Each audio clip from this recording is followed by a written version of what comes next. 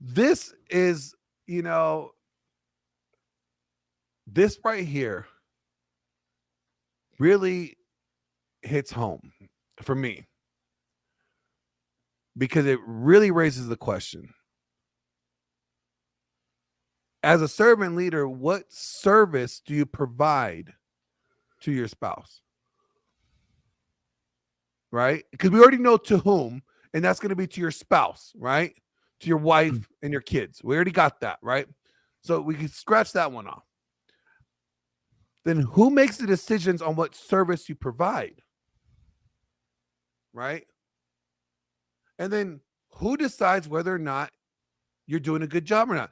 And the way that the church frames this, and when I say the church, I don't mean all churches. I'm just saying the evangelical or the mega churches, or just to say what we hear now, because we don't really hear a whole lot of preachers preaching against this. So let's clarify that. But it's like your wife isn't happy. You've been married for however many years. She decides to leave. Automatically, the default thought process, because of the servant leader model, is you failed. You must not be doing a good job at being a servant leader. That's why she wants out. So automatically, they're determining that the judge, jury, and executioner, or the person that determines whether or not you're being a good husband or not, is completely dependent upon the wife's emotional, state or emotional satisfaction. Yeah, and that's, looking at JR's comment there, what will it take to detox the church from this mindset?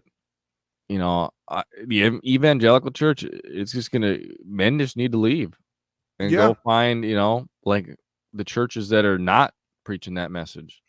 The funny thing is that's where all the women are. And so the single guy's looking for women. They're not going to find any in the good churches.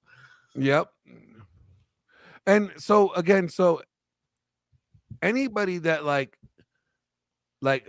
upholds a servant leader model, like, this is the question, ask them. What service provided? Who makes those decisions?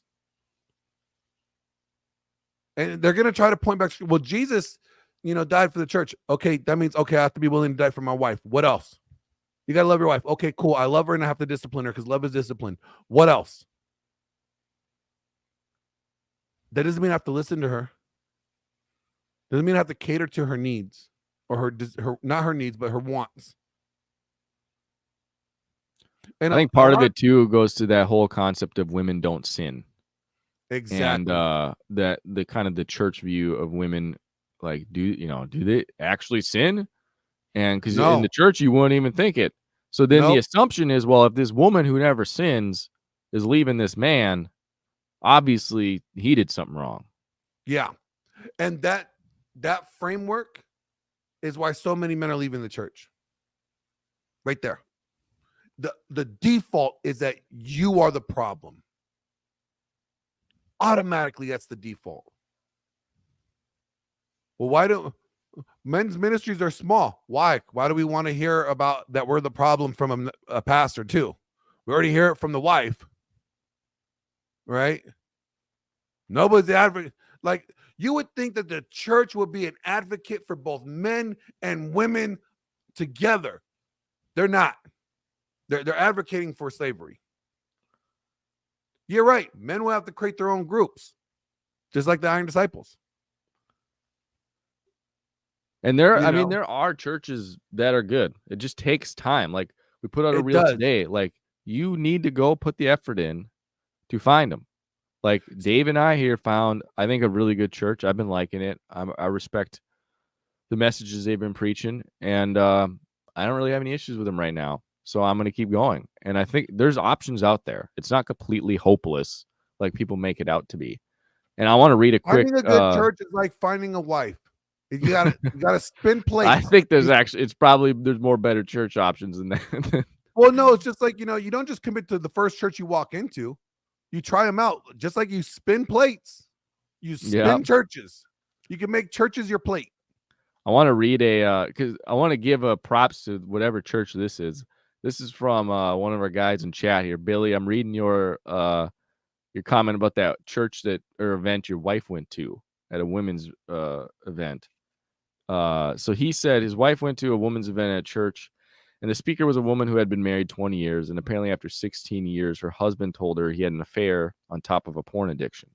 She was at that point convicted and had enough introspection to realize that she had become a disrespectful, naggy, unattractive wife who didn't cherish her husband and incentivized him to cheat. She from then on made the conscious decision each and every day to respect him, shower, doll herself up with dress and makeup before he got home, and let him know he's cherished by the small things like notes in his lunch and that she makes on top of breakfast and dinner. And now years later, not surprisingly, they've never been in a better place. So this is, that event was an example, I think, a rare example of women holding other women kind of accountable to how their actions affect the man a lot. Yeah. I think that's a great example. Not saying like, oh, the man got away with it. He got to cheat and, get his wife in shape. Like, because that's how some women will look at it. Like, where was his consequence? Well, his consequences. This is where a lot of people, and I think we'll wrap after this, but like a lot of people don't understand is like, when a man is not loving his wife like Christ loved the church, women look at like, oh, you're sinning against your wife. Sure. It's true. More importantly, he's sinning against God. When a wife is not respecting her husband or falling to his authority and being submissive to her husband, she is sinning against God because it's the covenant that she made. She didn't just make that covenant with her husband. It was with God.